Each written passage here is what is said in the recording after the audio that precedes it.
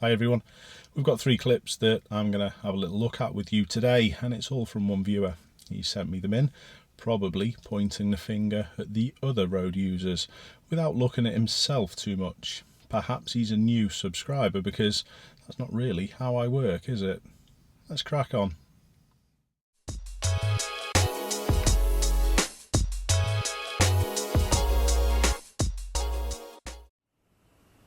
All these clips come from Germany. We can tell that by obviously the writing on the back of the vans and the number plates. And I also did look at a few of the signs in the other clips, and I think we're in Berlin. My viewer is on a motorbike in all 3 clips also. And on this first one, I'm just going to let it roll and let us have a look at it first time round.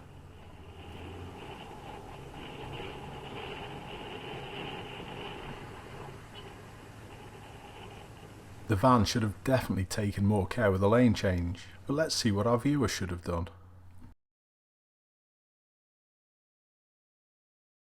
When you're on a vehicle that is difficult to see sometimes, the last thing you need to do is go into risk. And this is what our camera does.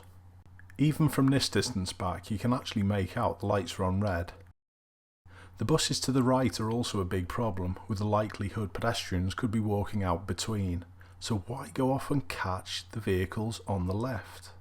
I don't get it.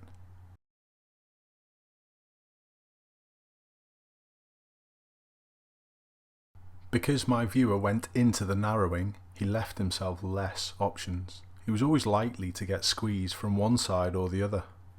With the way that the sun's shining, it's unlikely that you would have been able to see a pedestrian in between the buses before they stepped out, as the shadows are all in the wrong direction. But now let's look at what the van has done. I know the van is signalling, but that was the last thing that could tell you he was going to move across. His position changed first of all, and look where he is, nearer that centre line at the front. He's well coming out.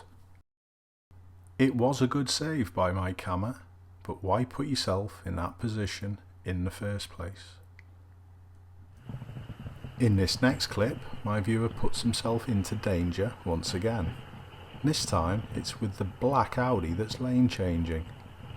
Can that black Audi see my viewer from here? I think he's too wide outside the line of that mirror. But again, he forces himself right into the space that's giving him no options. We've got a faster moving carriageway this time, but it's the same sort of problems. And it's this car to the right that we're watching. I'd like to pose a question. At any point during this clip, do you think this car sees my viewer? Well, at this point, this is the area that I think the BMW can't see, and my camera's well and truly in it. But to make matters worse, if we look further up the carriageway at the gantry, we can see the left-hand lane and the middle lane are going ahead, and the furthest right is going off to the right. So could this BMW be wishing to move out? But my viewer again gets further into danger. He goes further forward and to the lane in the middle. The lady apologises, but for me, our camera should never have been heading to the right there, where people could have been coming out to the left. And the fact that he's left his right turn that late makes it even worse. Poor planning from this one. Now I know before people start to type, the other vehicles weren't brilliant in their road use either. The van, not a good lane change, and the other 2 vehicles changing lanes, they weren't very good either. When you're doing a lane change like that, make sure you have a little sideways glance just to ensure there's no one coming from the outside lane back in. And people who are especially vulnerable, motorcyclists, in this scenario, it's an absolute classic. But honestly, if you're riding a motorbike or even a bicycle where you are more vulnerable, don't put yourself at risk. Pushing yourself into problems is always likely to end badly.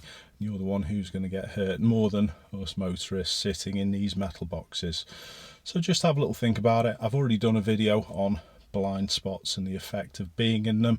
Maybe check that out as well if you haven't seen it. But in the meantime, keep learning, keep working at it, and I hope to see you next time.